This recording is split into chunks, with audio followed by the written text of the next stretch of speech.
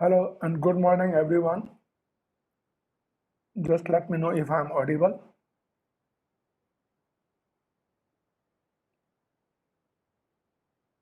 Table, sir. Okay. Today we'll start with another algorithm that makes use of dynamic programming, which is basically shortest distance to all nodes among from all nodes. That is what we'll basically look at. Or from a given node, find shortest distance to all. We are not direct algorithm. We find shortest distance.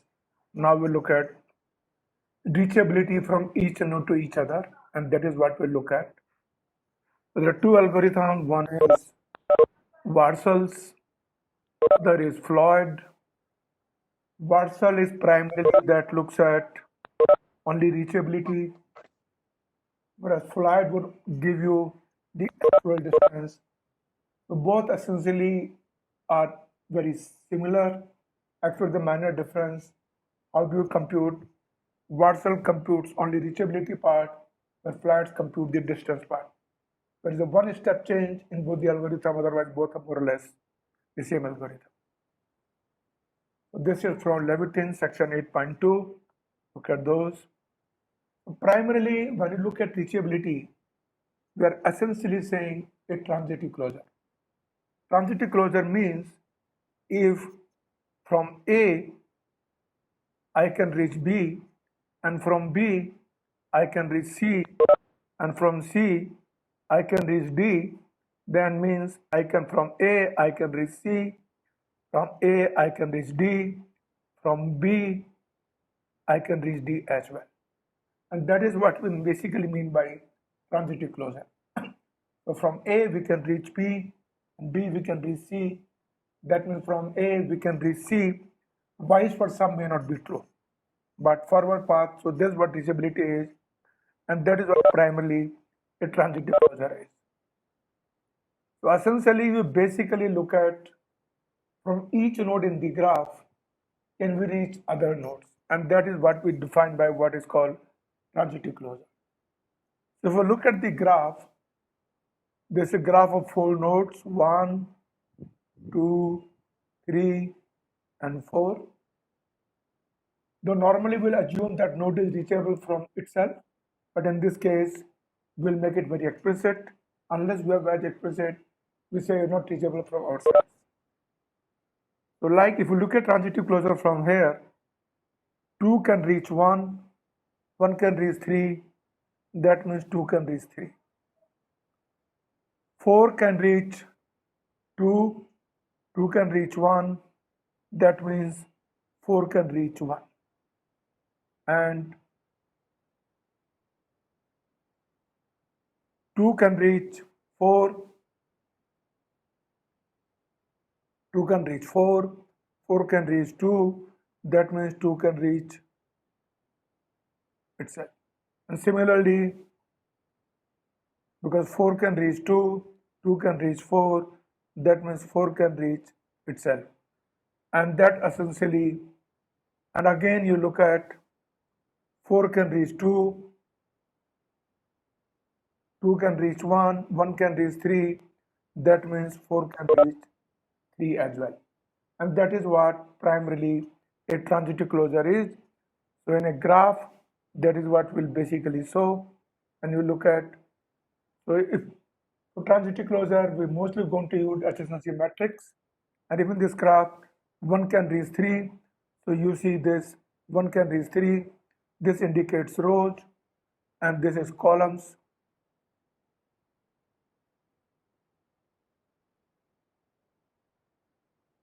Well, 2 can reach 1, so only 1 would be true here.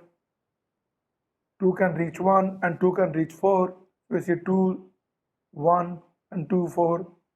From 3, if you see 3 cannot reach anybody, all entries of 3 would be 0. Now 4 can reach only 2. You'll see only 4, 2 is 1. The rest would be 0. This is my basic adjacency matrix. Now for transitive closure, look at transitive closure of the graph. 1 can reach 3, 2 can reach 3, 2 can reach 2, 4 can reach 1, 4 can reach 3. Why 4 can reach 1? Because 4 can reach 2, 2 can reach 1, so 4 can reach 1, because 2 can reach 1, 1 can reach 3, 2 can reach 3, 4 can reach 2, 2 can reach 3, so 4 can reach 3, and because 2 can reach 4, 4 can reach 2, 2 can reach 4, so 4 can reach 4. So if I put adjacency matrix of this transitive closure, it would be something like this. So 1 can reach, look at 1 can reach 3, and that's what it is. 2 can reach 2, 1 and 3. 4, you'll see 2 can reach 1, 2, 3 and 4, smaller than 1, and things in highlighted is basically indicate transit closure path. 3 can reach nobody, it still remains 0, and 4 can reach again everyone. 4 can reach 1, 4 can reach 2, 4 can reach 3, and you'll again see, so these 3 are. So let's look at how do we really find how does the transit closure work, and that is basically the Warsaw's approach. So we look at the way Warsaw design. So we are looking at a transitive, basically adjacency matrix. This is row indicating, and this is columns. So with the way Warsaw does is, it builds a series of this adjacency matrix starting from R0 to Rn. So first matrix R0 is the matrix of the original graph. And then you start looking at how do we build reachability part. So R0 is original adjacency matrix, Rn adjacency matrix with all nodes. So what is this index K of the adjacency matrix imply? This index K, as we look at, as we understand, implies that we will reach, K indicates from I to J, we can reach from using vertex 1 to K. So given the vertex, we have n vertices. Let's say number them 1, 2, 3 up to n. So this index I or the K basically indicates from I to J, we can reach from I to J using vertices starting from 1, 2, 3 up to K, but not using K plus 1. And essentially this is what this index K means. And let's look at how does this dynamic programming works. That basically means if you know how to solve Rk minus 1, then using that information, memorizing it, we can find the information of Rk, and that is where the dynamic programming approach comes in.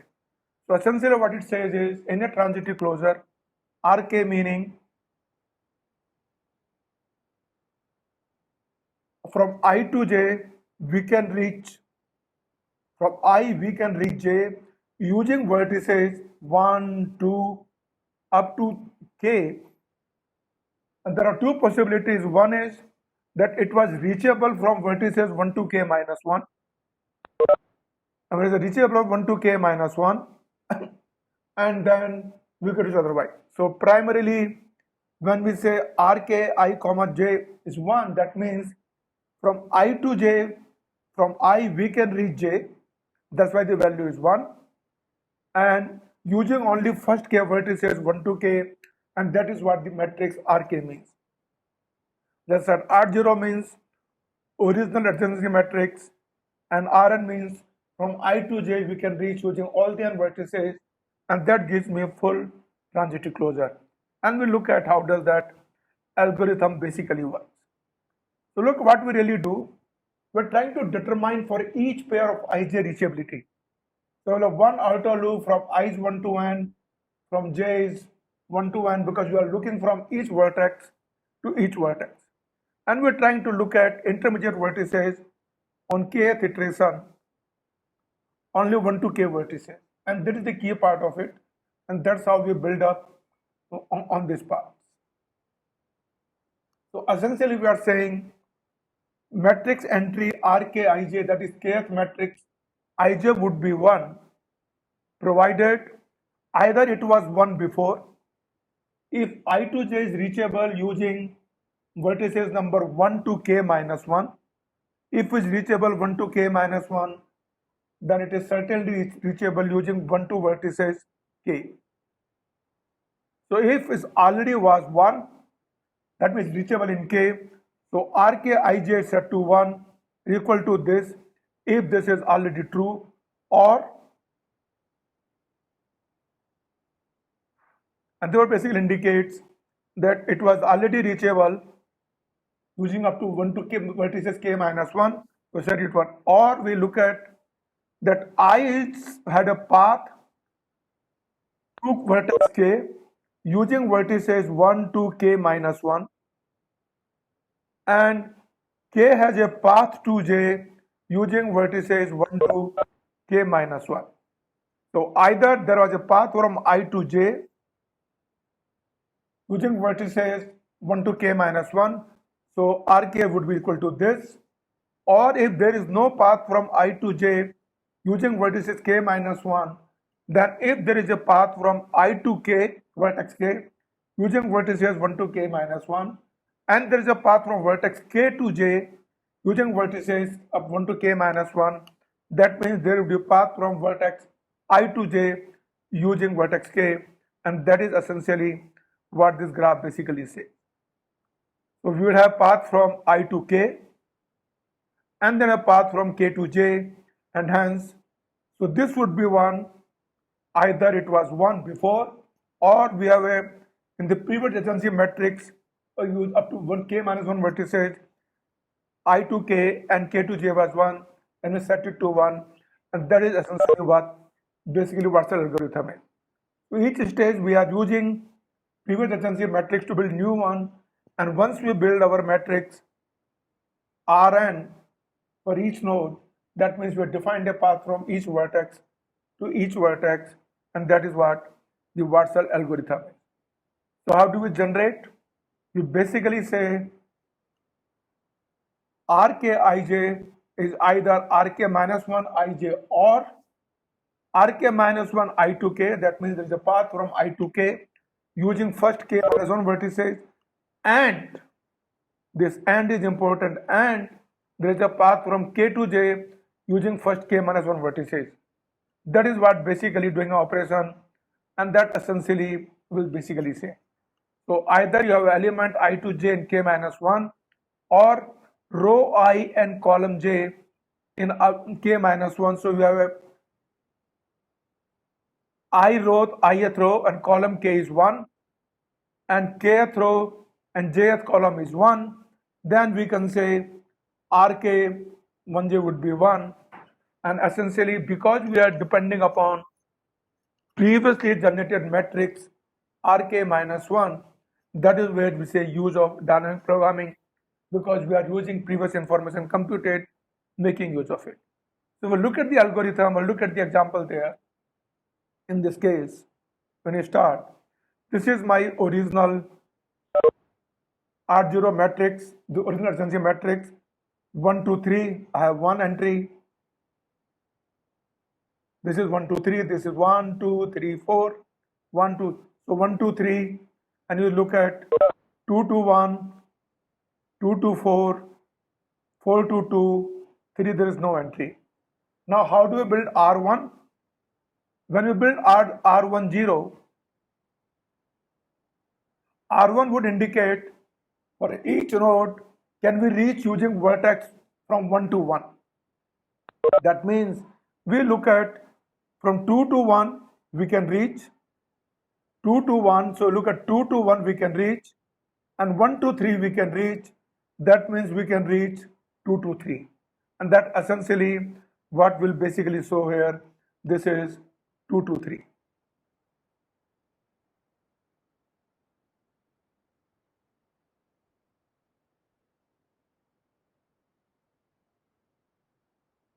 Nothing more, because look from any node to 1 in this. So look at essentially first column essentially says for each vertex to row 1. We only one entry 2 to 1. And then we see from row 1 which vertices are reachable. 1 to 3 is reachable. So 2 to 1 is yes. 1 to 3 is yes. In the matrix R0. Hence 2 to 3 is what is reachable. Then what's set to 1. Now how do we build R2? If we look at R2, and this is basically R1. So this is my matrix R1. Reaching using vertex 1. Now we build similarly R2. How do we build R2? This is R1. R2 meaning look at all the vertices from where we can reach 1 and 2. So look at this here. Now from vertex 4, if you look at, I can reach 2. And from vertex 2, I can reach 3 and I can reach 4. So vertex 4, I can reach 2. And from 2, I can reach 1. Again, from vertex 4, I can reach 4 to 2 is 1 and 2 to 3 is 1. So look, 4 to 2, again let me clear up again.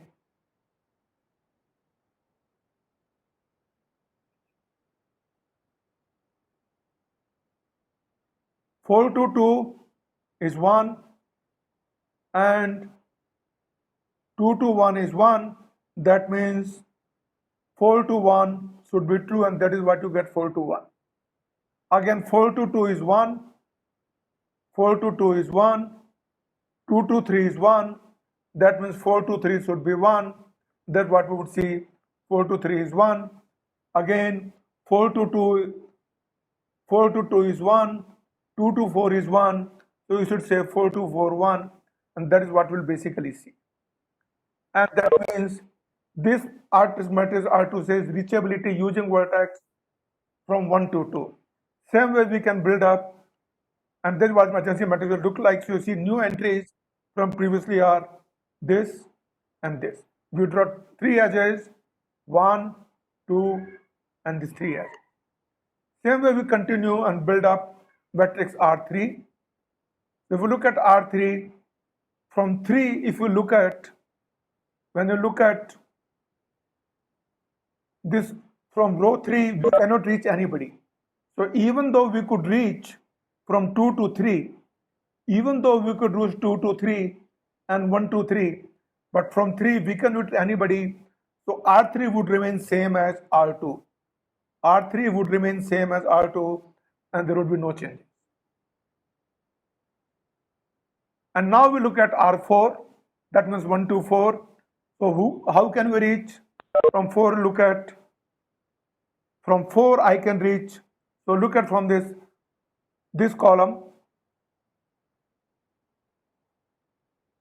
1 to 4 no, 2 to 4 yes, 4 to 4 yes. So we can reach in this matrix 2 to 4. This is what we are saying here. If you look at 2 to 4 we can reach, and 4 to 2 we can reach.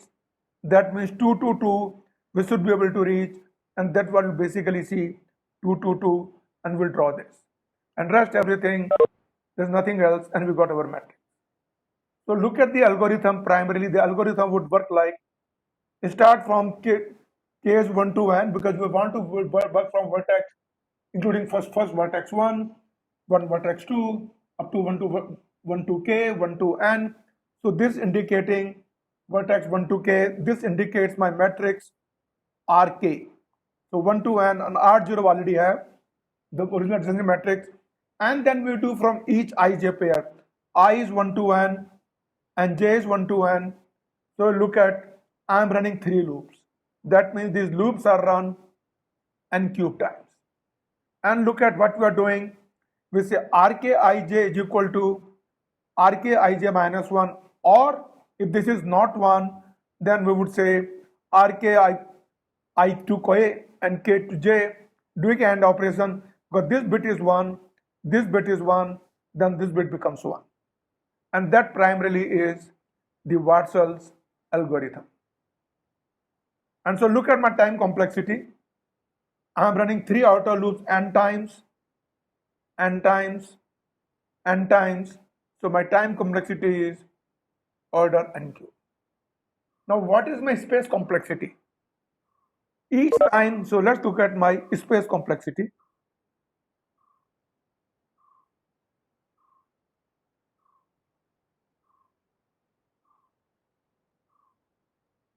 I'm using each time, I'm using R0, whose size is order n square. Then I'm using R1, whose size is order n square. Then up to Rn, whose size is again n square. I'm using n, if you look at n matrix, n plus 1 matrices, each of size n square, that means my space complexity also happens to be order n cube, because it is n plus 1 into order n square, which gives me n cube. So both my time complexity and space complexity happens to be n cube. So generally it is n cube, but look, once we have built R1, we don't use R0 anymore. Once we use R2, once we build R2, we don't use R1 anymore.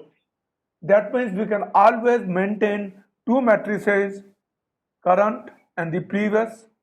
We maintain 2 matrices. Each matrix is size order n square. So 2 matrices becomes O into n, 2 n square, which is order n square. So if I can reuse the matrices, current one and predecessor, my space complexity would become order n square, but my time complexity will still remain order n cube. Using Warshall algorithm with some smart carefulness, we can keep changing matrices. My space could become n square, whereas my time would still remain n cube. And that's primarily what Warshall algorithm is. So using this, you can build a transitive closure as exercise, build it yourself and do that. Now let's look at the Floyd algorithm. Essentially what is happening in Floyd algorithm, if you look at, all we are doing is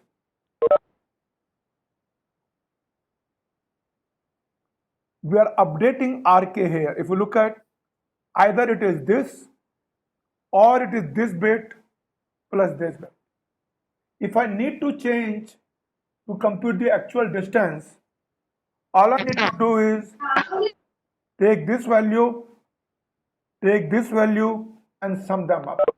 Because this indicates reachability cost using vertex 1 to k, I to k, up to using vertex 1 to k, k minus 1. This indicates cost from k to j using vertex 1 to k minus 1. If already reachable, use that. If it is not, then use this. So rather than doing and, all we need to do is plus operation, and that will basically give me Floyd algorithm. And that's essentially what we look at Floyd case. So look what we are doing. We are basically saying, when I go to kth iteration, when I build my kth matrix, either j was reachable using vertex up to 1 to k minus 1. If this is already reachable, using a vertex k and reaching will increase my cost. So either I do this, and if this is not reachable, so I say min of this, or go from I to k using vertex up to k minus 1, and then k to j using vertex up to 1 to k minus 1. So sum this cost, this plus this. If this is minimum, take this. So either this or this, whichever is minimum, take this. That's essentially what we are doing in the Warshall, the Floyd algorithm. Previously we were saying if this already one, use it, or we are doing an AND operation. Here we are doing a min of sum operation, and that essentially what the basic difference between Floyd and the Warshall. Warshall algorithm gives me transitive closure, where Floyd algorithm gives me the actual cost from each vertex to other vertex, and that is the only difference. Otherwise, primarily algorithms remain the same. So let's look at the following case, take the previous case, and assuming we have given this graph. So let's look at adjacency matrix here. Adjacency matrix would be, if you look at 2 to 1, 2 to 1 reachable with the cost of 2. Let's start from 1. From 1, I can reach 3. And we always assume that each vertex is reachable from itself. From 2, I can reach 2, nothing else. From 3, I can reach 2, and I can reach 4. I can reach 2 with the cost of 7. I can reach 4 with the cost of 1. And you see these two entries. And for vertex 4, I can reach only 1 with the cost of 6. So this is my original matrix R0, and not using, only indicating direct edges. Now how do I build my D1? If you look at D1, I need to look at from each vertex using vertex 1. So look at from 2 to 1, 1 to 3, that means I can reach 2 to 3. So if we look at 2 to 1, 1 to 3, 2 to 1 is 2, 1 to 3 is 2, so 2 plus 3 is 5, 2 to 3 previously was basically infinity, so this value becomes 5. Similarly, if you look at, I could reach 4 to 1,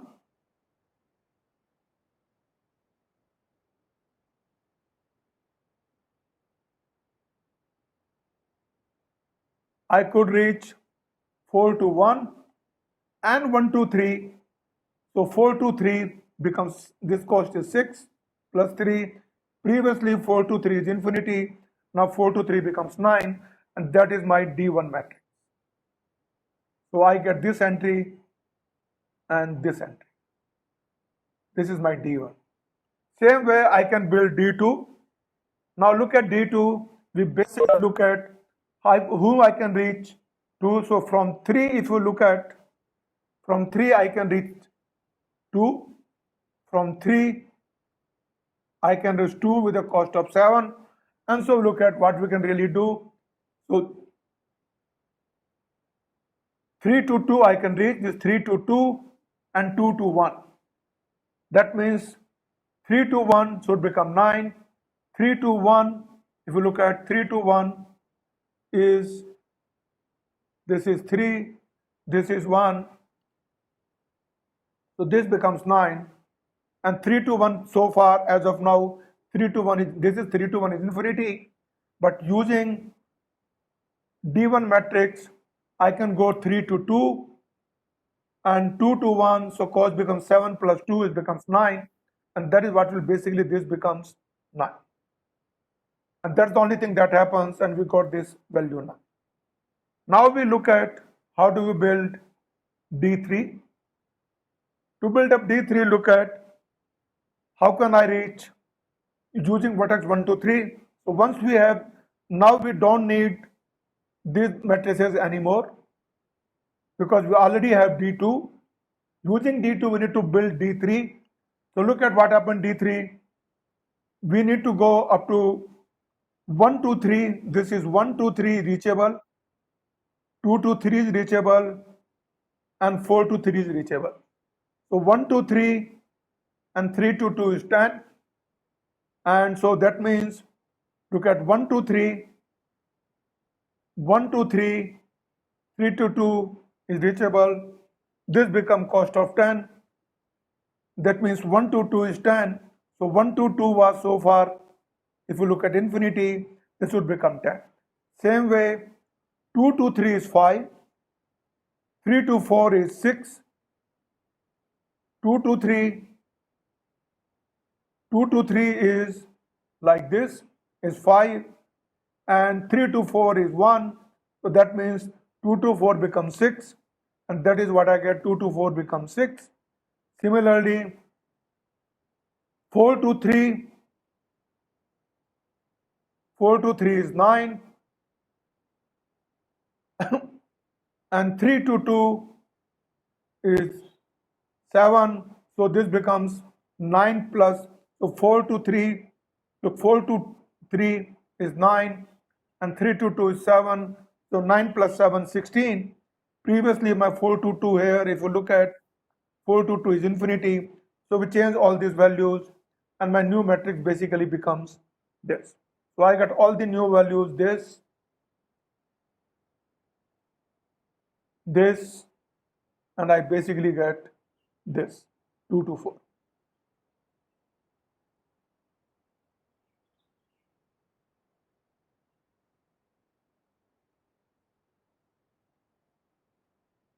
And same way, once I got D3, I got my D3, I can build D4. Now look at, from 3 to 1, I can reach, and 3 to 4, sorry, if you look at 3 to 4 is 1, this is 3 to 4, and 4 to 1 is 6, this becomes 7, but previously 3 to 1, if you look at 3 to 1 previously is 9, but now using this 3 to 4, and 3 to 4 is 1, 4 to 1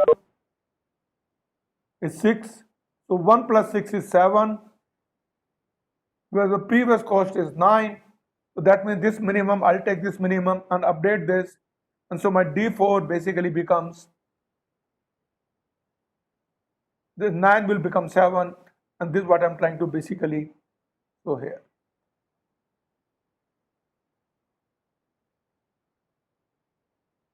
This becomes 7 from 9.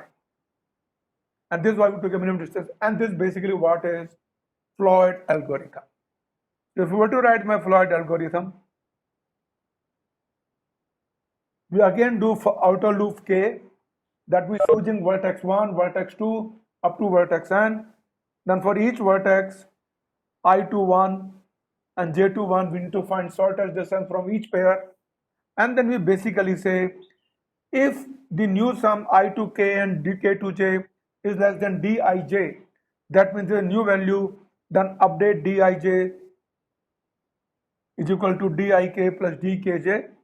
And this we basically use this path to determine the predecessor. So if I need to build a path, how to reach from I to j, so this P would be useful.